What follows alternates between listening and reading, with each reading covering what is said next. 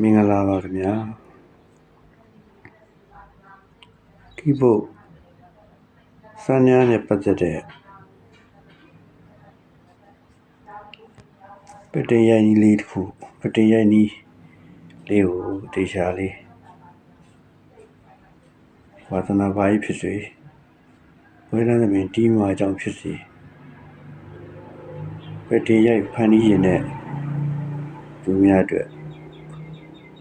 ပတင်ရိုက်နည်းလေးတင်ပြပြီးမှာဖြစ်ပါတယ်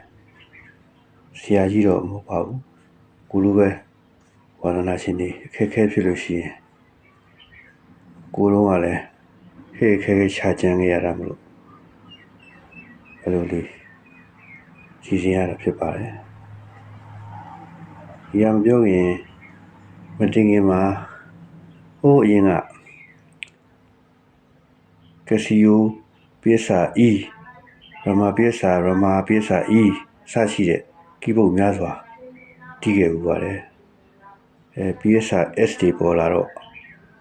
သူ့ရဲ့ niche လေးတွေတကူတော်တီးရဲ့အားလေးတွေသဘောကျပြီးတော့အဲ့မှာ PSA S ဝယ်တာပေါ့ PSA S 650ဝယ်တော့စက်ကင်းဆိုတော့အတက်ပတာမပါဘူးဖို့မပါဘူးဒီတိုက်တွဲဖို့အတက်ပတာထည့်ပေးလိုက်တယ်အဲ့လိုကိုလိုခံရမှာဆိုလို့ဒါကိုကနောက်ကြတော့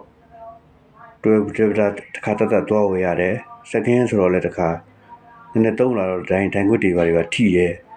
ဒါမျိုးတွေပါဖြစ်တာပေါ့အဲ့လိုဖြစ်တော့ PSA SD ဝယ်မယ်ဆိုလို့ရှိရင်ဘူးတွေဖို့တွေ original တက်ပတာတွေပါမှပဲဝယ်ကြဖို့အကြံပြုလိုပါတယ်ကိုလိုဖြစ်မှာကိုကနားမလဲ E ကနေ S ကိုင်းတာဆိုတော့လိုချင်တာတစ်ခုပဲတီးပြီးဝယ်လိုက်တာအဲ့လိုခက်ခဲတွေကြုံရပါတယ်အဲ့မျိုးတွေဖြစ်မှာစိုးလို့ဟိုပြောတော့အခုကလည်း PSA S ကူကတော့ H6 600ပေါ့အဲ့ဒါလေးဝယ်ထားပါတယ်အဲ့ဒါလေးဝယ်ထားမနစ်ကတော့ပွဲစတီးတာပေါ့ဝယ်ထားတော့ကြာပြီမတီးဖြစ်ဘူးဆိုတာကလည်း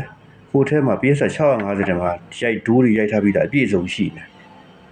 အခု650 LCD ထိထားတော့ဘလို့မှအဆင်မပြေတော့တဲ့အတွက်ဒီဘက်က PSA S ကပတင်ကိုရိုက်ရတော့မှဖြစ်တဲ့အတွက်